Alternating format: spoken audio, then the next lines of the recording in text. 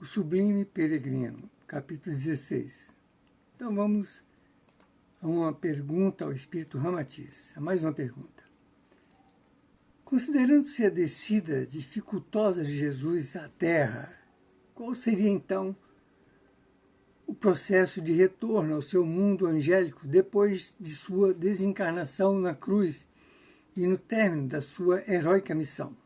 Responde Ramatiz.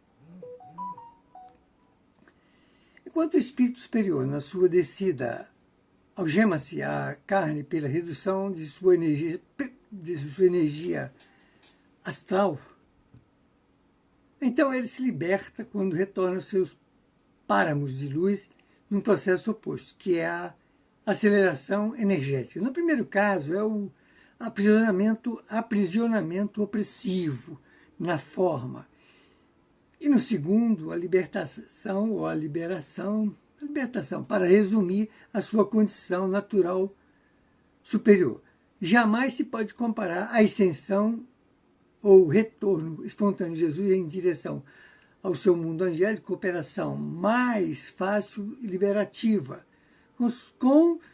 se pode comparar com sua descida vibratória tão difícil e tormentosa. Ascensionando, ele abandonou a matéria em fuga energética natural, acelerada, mas sua descida reduziu-lhe a função normal de sua delicada contextura perispiritual, ou astral, né? E a própria memória sideral se obscureceu para poder se ajustar aos limites acanhados do cérebro humano. Claro que não foi bem assim, né? Mas tudo bem. Como a técnica sideral não consegue elevar a frequência vibratória dos planos inferiores até o nível energético de um espírito do tipo de um Cristo, ela precisa processar gradualmente a redução do astral de plano superior para plano inferior, até ajustá-lo ao casulo carnal. Essa operação sideral redutora implica a incorporação sucessiva de energias cada vez mais inferiores, no caso da descida, né? E letárgica na vestimenta. Bom, tem uma observação aqui, eu vou ler a observação. Essa observação, se não me engano, é do psicógrafo, tá? Mas vamos ver. Parece-nos o consagrado professor Pietro Baldi, autor do livro A Grande Síntese, confundiu a queda angélica com a descida angélica em sua obra Deus e o Universo. Sei que tem muita polêmica aí sobre como um interpretou uma coisa, outro interpretou outra. Tem ainda outro fato, por exemplo, um interpretou de um jeito, porque ele foi preparado para interpretar daquele jeito, para aquele tipo de gente que ele ia apresentar a sua concepção sobre aquele fato, né? O médium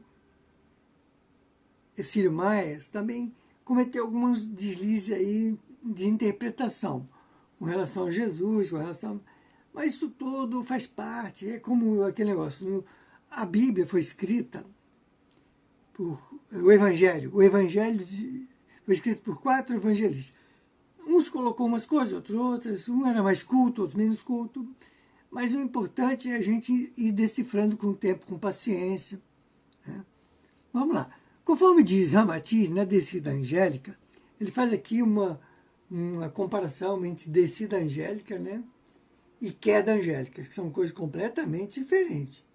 Tá? Queda angélica é a falência de um espírito que desce para um plano inferior. A descida angélica, no caso de um espírito elevadíssimo como o Cristo, é outra coisa. Então, conforme diz Ramatiz, na descida angélica, Deus desce até a fase matéria e cria o universo exterior das formas. Porém, na queda angélica, os espíritos reprovados na seleção espiritual de seus mundos eletivos precisam repetir as mesmas lições noutros orbes inferiores, para onde são exilados.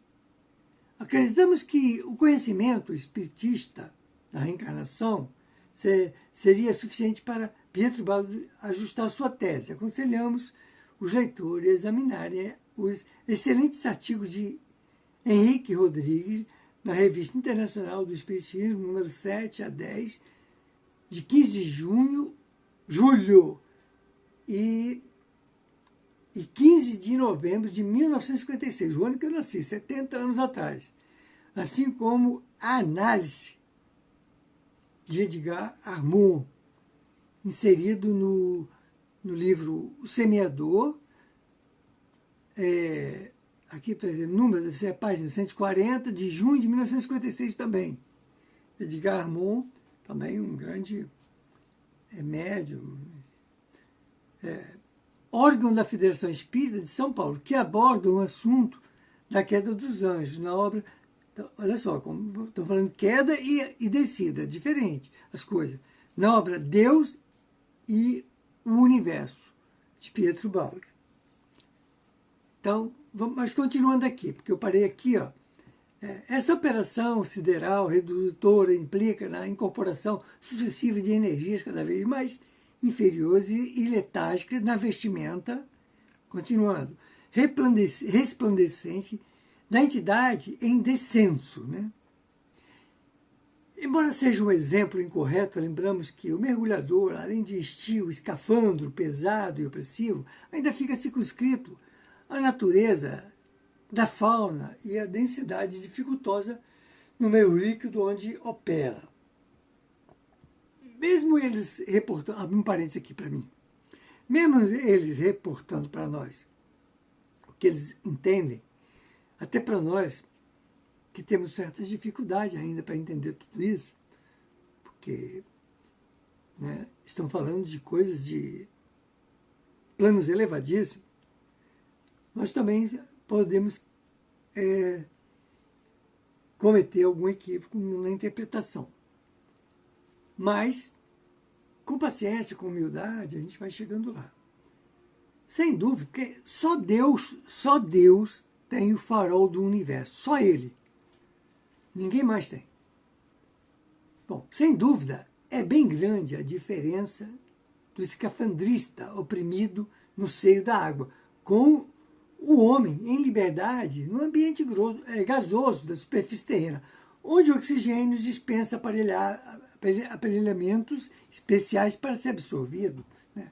A gente usa apenas a respiração, pulmão, para viver nesse plano aqui, né? Respirando oxigênio.